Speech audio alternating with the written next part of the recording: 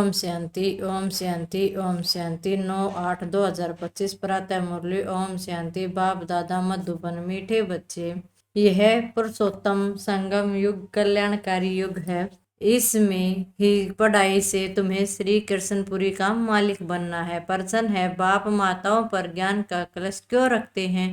कौन सी एक रिवाज भारत में चलती है? उत्तर है, पवित्रता की राखी बांध सबको पतित से पावन बनाने के लिए बाप माताओं पर ज्ञान का कलश रखते हैं। रक्षाबंधन का भी भारत में ही रिवाज है। बहन भाई को राखी बांधती है, यह प्रतिज्ञा की निशानी है। बाप कहते हैं, बच्चे तुम माँ में कम याद करो तो पावन दुनिया के मालिक बन जाओगे। गीत भोलेनाथ से निराला। ओम शांति। यह भोलेनाथ की महिमा जिसके लिए कहते हैं देने वाला है। तुम बच्चे जानते हो श्री लक्ष्मी नारायण को यह राज्य भाग्य किसने दिया? जरूर भगवान ने दिया होगा, क्योंकि स्वर्ग की स्थापना तो वही करते हैं। स्वर्ग की बादशाही भोलेनाथ ने जैसे लक्ष्मी नारायण को दी, वैसे ही श्री कृष्ण को दी। राधे कृष्ण अथवा लक्ष्मी नारायण की बात तो एक ही है, परंतु राजधानी है नहीं। उन्हों की को सिवाय परमपिता परमात्मा के कोई राज्य दे नहीं सकते। दोनों का जन्म स्वर्ग में ही होगा कहेंगे, यह तुम बच्चे ही जानते हो। तुम बच्चे ही जन्माष्टमी पर समझाओगे। श्री कृष्ण की जन्माष्टमी है तो राधे की भी जन्माष्टमी होनी चाहिए ना, क्योंकि दोनों स्वर्ग के वासी थे। राधे कृष्ण ही स्वयंवर के बाद लक्ष्मी नारायण बनते हैं। मुख्य बात की उन्हों को यह राज्य किसने दिया है? यह राजयोग कब और किसने सिखाया? स्वर्ग में तो नहीं सिखाया होगा, सतयुग में तो वह है ही उत्तम पुरुष। कलयुग के बाद होता है संगम युग, तो जरूर कलयुग अंत में राजयोग सीखे होंगे, जो फिर नए जन्म में राजाई प्राप्त की। पुरानी दुनिया से नई पावन दुनिया बनती है, जरूर पतित पावन ही आया होगा। अब संगम युग पर कौन सा धर्म होता है यह किसी को पता नहीं है। पुरानी दुनिया और नई दुनिया का यह है पुरुषोत्तम संगम युग। जो गाया हुआ है यह लक्ष्मी नारायण है, नई दुनिया के मालिक। उनकी आत्मा को आगे जन्म में परम पिता परमात्मा ने राजयोग सिखाया है। जिस पुरुषार्थ की परलब्ध फिर से नए जन्म में मिलती है, उनका नाम ही कल्याणकारी पुरुषोत्तम संगम युग है। जरूर बहुत जन्मों के अंत जन्म में ही उन्हों को कोई ने राजयोग सिखाया होगा। कलयुग में है अनेक धर्म, सतयुग में था एक देवी देवता धर्म। संगम पर कौन सा धर्म है जिसे यह पुरुषार्थ कर राजयोग सीखे और सतयुग में परलब्ध भोगी समझा जाता है? संगम युग पर ब्रह्मा द्वारा ब्राह्मण ही पैदा हुए हैं। चित्र भी है ब्रह्मा द्वारा स्थापना कृष्णपुरी की, विष्णु द्वारा अथवा नारायणपुरी को हो, बात तो एक ही है। अभी तुम जानते हो हम कृष्णपुरी के मालिक बनते हैं। इस पढ़ाई से और पावन बनने से शिव भगवा अनुवाद है ना। श्री कृष्ण की आत्मा ही बहुत जन्मों के अंत में जन्म में फिर यह बनती है। 84 जन्म लेते हैं ना, यह है 84वां जन्म। इसका ही फिर ब्रह्मा नाम रखते हैं, नहीं तो फिर ब्रह्मा कहाँ से आया? ईश्वर ने रचना रची तो ब्रह्मा विष्णु शंकर कहाँ से आए? कैसे रचा? क्या छो मंत्र किया जो पैदा हो गए? बाप ही उनकी हिस्ट्री और जोग्राफी बताते हैं। एडॉप्ट किया जाता है तो नाम बदल देते हैं ना। ब्रह्मा नाम तो नहीं था ना, कहते हैं बहुत जन्मों के अंत में मैं तो जरूर पतित मनुष्य हुआ। ब्रह्मा कहाँ से आया किसी को भी पता नहीं है। बहुत जन्मों के अंत का जन्म किसका हुआ? वो तो लक्ष्मी नारायण ने ही बहुत जन्म लिए हैं। नाम रूप देश काल बदलता जाता है। श्री कृष्ण के चित्र में 84 जन्मों की कहानी क्लियर लिखी हुई है। जन्माष्टमी पर श्री कृष्ण के चित्र भी बहुत बिकते होंगे, क्योंकि श्री कृष्ण के मंदिर में तो सब जाएंगे ना। राधे कृष्ण के मंदिर में भी जाते हैं, श्री कृष्ण के साथ राधे जरूर होगी। राधे कृष्ण प्रिंस पैसेंज महाराजा महारानी ही लक्ष्मी नारायण महाराजा महारानी बनते हैं। उन्हें ही 84 जन्म लिए, फिर अंत के जन्म में ब्रह्मा सरस्वती बनते हैं। बहुत जन्मों के अंत में बाप ने प्रवेश किया है और उन्हों को ही कहते हैं तुम अपने जन्मों को नहीं जानते हो। तुम पहले ही जन्म में लक्ष्मी नारायण थे, फिर यह जन्म लिया। उन्होंने अर्जुन का नाम कह दिया है, अर्जुन को राजयोग सिखाया। अर्जुन को अलग कर दिया है, परंतु उनका नाम अर्जुन है नहीं। ब्रह्मा का जीवन चरित्र दिख चाहिए ना, परंतु ब्रह्मा और विष्णु का वर्णन कहाँ भी है नहीं। यह बातें बाप ही बैठ समझाते हैं, सब सुनते, सब बच्चे सुनेंगे, फिर बच्चे औरों को समझाएंगे। कथा सुनकर फिर औरों को बैठ सुनाते हैं ना, तुम भी सुनते हो फिर औरों को सुनाते हो। यह है पुरुषोत्तम संगम युग, लीप युग, एक अष्टा युग। तो प्रधान पुरुषोत्तम मास पड़ता है तो 13 मास हो जाते हैं। इस संगम युग के त्योहार ही हर वर्ष बनाते हैं। इस पुरुषोत्तम संगम युग का किसी को पता नहीं है। इस संगम युग में पर ही बाप आकर पवित्र बनाने की प्रतिज्ञा करते हैं, पतित दुनिया से पावन दुनिया की स्थापना करते हैं। रक्षाबंधन का भी भारत में ही रिवाज है। बहन भाई को राखी बांधती है, परंतु वह कुमारी भी फिर अपवित्र बन जाती है। अभी बाप ने तुम माताओं पर ज्ञान का कलश रखा है। जो ब्रह्मा कुमार कुमारियां बैठ पवित्रता की प्रतिज्ञा करने राखी बांधती हैं, वह बाप कहते हैं माँ में कम याद करो तो तुम पावन दुनिया के मालिक बन जाओगे। बाकी कोई राखी आदि बांधने की दरकार नहीं है। यह समझाया जाता है जैसे साधु सन्यासी लोग दान मांगते हैं, कोई कहते हैं क्रोध का दान दो, कोई कहते हैं प्याज मत खाओ। जो खुद नहीं खाते होंगे वह दान लेते होंगे ना। इन सब से पर भारी प्रतिज्ञा तो बेहद का बाप कराते हैं। तुम पावन बनना चाहते हो तो पतित पावन बाप को याद करो। द्वापर से लेकर तुम पतित बनते आए हो, अब सारी दुनिया पावन चाहिए ना, वह तो बाप ही बना सकते हैं। स्वर्ग का गति सदगति दाता कोई मनुष्य हो नहीं सकता, बाप ही पावन बनाने की प्रतिज्ञा लेते हैं। भारत पावन स्वर्ग था ना, पतित पावन वह परम पिता परमात्मा ही है। श्री कृष्ण को पतित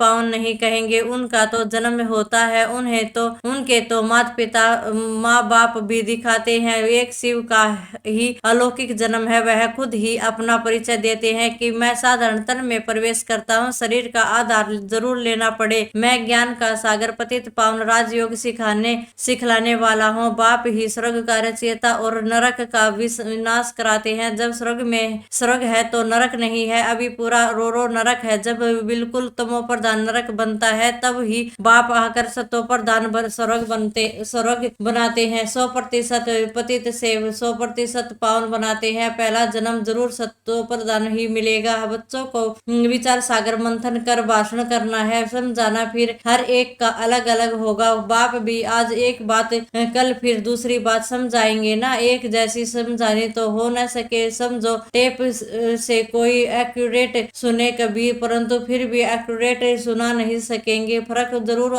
पड़ता है। बाप तो सुनते हैं, तुम बच्चे जानते हो ड्रामा में सारी नूंद है। अक्सर जो कल्प पहले सुनाया था वह फिर आज सुनते हैं। यह रिकॉर्ड भरा हुआ है। भगवान खुद कहते हैं मैंने जो 5000 वर्ष पहले हुबरू अक्सर सुनाया है वही सुनाता हूँ। यह शूट किया हुआ ड्रामा है, इसमें फर्क जरा भी नहीं पड़ सकता।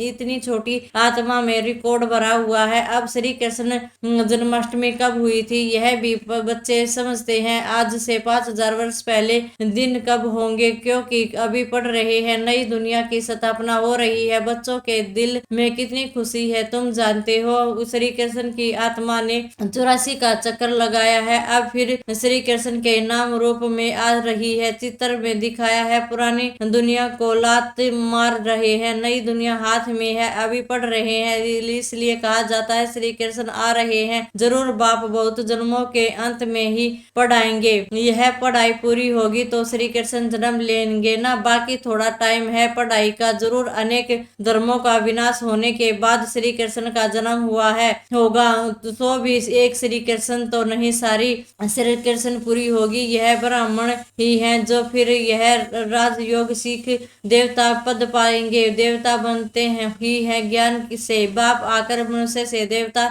बनाते हैं। पढ़ाई से यह पाठशाला है, इसमें सबसे जास्ती टाइम लगता है। पढ़ाई तो सहज है, बाकी योग में मेहनत है। तुम बता सकते हो श्री कृष्ण की आत्मा अब राजयोग सीख रही है, पतित परम पिता परमात्मा द्वारा, शिव बाबा ब्रह्मा द्वारा हम आत्मा को पढ़ा रहे हैं विष्णुपुरी का राज्य देने। हम प्रजापिता ब्रह्मा के बच्चे ब्राह्मण ब्राह्मणियां हैं। यह है संगम युग, यह बहुत छोटा सा युग है। चोटी सबसे छोटी होती है ना, फिर उनसे बड़ा मुख, उनसे बड़ी बाहें, उससे बड़ा पेट, इनसे बड़ी टांगे विराट रूप दिखाते हैं, परंतु उनकी समझाने कोई नहीं देते। तुम बच्चों को यह 84 जन्मों के चित्र का राज समझा है। शिव जयंती के बाद श्री कृष्ण जयंती आती है। तुम बच्चों के बाद के लिए यह संगम युग है, तुम्हारे लिए कलयुग पूरा हो गया है। बाप कहते हैं, मीठे बच्चों, अब मैं आया हूँ तुमको सुख धाम शांति धाम ले जाने के लिए। तुम सुख धाम के रहवासी थे, फिर दुख धाम में आए, पुकारते हो बाबा आओ। इस पुरानी दुनिया में तुम्हारी दुनिया तो नहीं है। अभी तुम क्या कर रहे हो? योग बल से अपनी दुनिया स्थापन कर रहे हो। कहा भी जाता है अहिंसा परमो देवी देवता धर्म। तुमको अहिंसक बनना है, न काम कटारी चलानी है, न लड़ना है, न झगड़ना है। बाप कहते हैं, मैं हर 5000 वर्ष के बाद आता हूँ, लाखों वर्ष की बात नहीं है। बाप कहते हैं, यज्ञ तप दान पुण्य आदि करते तुम नीचे गिरे आए हो। ज्ञान से ही सदगति होती है। मनुष्य तो कुंभकर्ण की नींद में सोए हुए हैं, जो जागते ही नहीं। इसलिए बाप कहते हैं, मैं कल्प कल्प आता हूँ, मेरा भी ड्रामा में पार्ट है, पार्ट बिगर मैं भी कुछ नहीं कर सकता हूँ। मैं भी ड्रामा के बंधन में बंधा हुआ हूँ, पूरे टाइम पर आता हूँ। ड्रामा के प्लान अनुसार मैं तुम बच्चों को वापिस ले जाता हूँ। अब कहता हूँ माँ में मन मना भव, परंतु इसका भी अर्थ कोई नहीं जानते हैं। बाप कहते हैं, देह के सर्व संबंध छोड़ो, माँ में कम याद करो तो तुम पावन बन जाओगे। बच्चे मेहनत करते रहते हैं, बाप को याद करने की यह है ईश्वरीय विश्वविद्यालय। सारे विश्व को सदगति देने वाला दूसरा कोई विश्व ईश्वरीय विश्वविद्यालय हो न सके। ईश्वर बाप खुद आकर सारे विश्व को चेंज कर देते हैं, हेल से वे हेविन बनाते हैं, जिस पर फिर तुम राज्य करते हो। शिव को बुलबुल नाथ भी कहते हैं, क्योंकि वह आकर तुमको काम कटारी से छुटावे पावन बनाते हैं। भक्ति मार्ग में तो बहुत सो है, यहाँ तो शांत में याद करना है। वह अनेक प्रकार के हठ योग है आदि करते हैं, उनका तो निर्वृत्ति मार्ग ही अलग है। वह ब्रह्मा को मानते हैं, ब्रह्मा योगी तत्व योगी है। वह तो हो गया आत्माओं के लिए का आत्माओं को का रहने का स्थान, जिसको ब्रह्मांड कहा जाता है। वह फिर ब्रह्मा को भगवान समझ लेते हैं, इसमें लीन हो गए, गोया आत्मा को मार्टल बना देते हैं। बाप कहते हैं, मैं ही आकर स्वर्ग की सदगति करता हूँ। शिव बाबा ही स्वर्ग की सदगति करते हैं, तो वह है हीरे जैसा, फिर तुमको गोल्डन एज में ले जाते हैं। तुम्हारा ही भी यह हीरे जैसा जन्म है, फिर गोल्डन एज में आते हो। यह ज्ञान तुमको बाप ही आकर पढ़ाते हैं, जिससे तुम देवता बनते हो। फिर यह ज्ञान प्राय लोप हो जाता है। इन लक्ष्मी नारायण में भी रचता और रचना क्या की ज्ञान नहीं है। अच्छा मीठे मीठे सकल दे बच्चों प्रति माता पिता बाप दादा का याद प्यार और गुड मॉर्निंग। रूहानी बाप की रूहानी बच्चों को नमस्ते। हम रूहानी बच्चों की रूहानी बाप दादा को याद प्यार गुड मॉर्निंग और नमस्ते। शुक्रिया बाबा प्यारे बाबा मीठे बाबा। धारणा के लिए मुख्य सार नंबर 1, इस पुरानी दुनिया में रहते डबल हिंसक बन योग बल से अपनी नई दुनिया स्थापन करनी है, अपना जीवन हीरे जैसा बनाना है। नंबर 2 है, बाप जो सुनाते हैं उस पर विचार सागर मंथन कर दूसरों को सुनाना है। सदा नशा रहे कि यह पढ़ाई पूरी होगी तो हम कृष्णपुरी में जाएंगे। वरदान है, अपवित्रता के नाम निशान को भी समाप्त कर हिज हेलोनेस का टाइटल प्राप्त करने वाले होली हंस भव। जैसे हंस कभी भी कंकड़ नहीं चुगते, रतन धारण करते हैं, ऐसे ही होली हंस किसी के अवगुण अर्थात कंकड़ को धारण नहीं करते। वे व्यर्थ और समर्थ को अलग कर व्यर्थ को छोड़ देते हैं, समर्थ को अपना लेते हैं। ऐसे होली हंस ही पवित्र शुद्ध आत्माएं हैं, उनका आहार व्यवहार सब शुद्ध होता है। जब अशुद्धि अर्थात अपवित्रता का नाम निशान भी समाप्त हो जाए, तब भविष्य में हिज होलीनेस का टाइटल प्राप्त हो। इसलिए कभी गलती से भी किसी के अवगुण धारण नहीं करना है। स्लोगन है, अवश्य त्यागी वह है, सर्वस्व त्यागी वह है, जो पुराने स्वभाव संस्कार के वंश का भी त्याग करता है। अव्यक्त इशारे है, सहयोगी बनना है तो परमात्मा प्यार के अनुभवी बनो। कोई भी कार्य करते बाप की याद में लवलीन रहो। किसी भी बात के विस्तार में न जाकर विस्तार को बिंदी लगाए, बिंदी में समा दो, बिंदी बन जाओ, बिंदी लगा दो तो सारा विस्तार, सारी जाल सेकंड में समा हो जाएगी और समय बच जाएगा, मेहनत से छूट जाओगे, बिंदी बन बिंदी में लवलीन हो जाओगे। अच्छा, ओम शांति, ओम शांति, ओम शांति।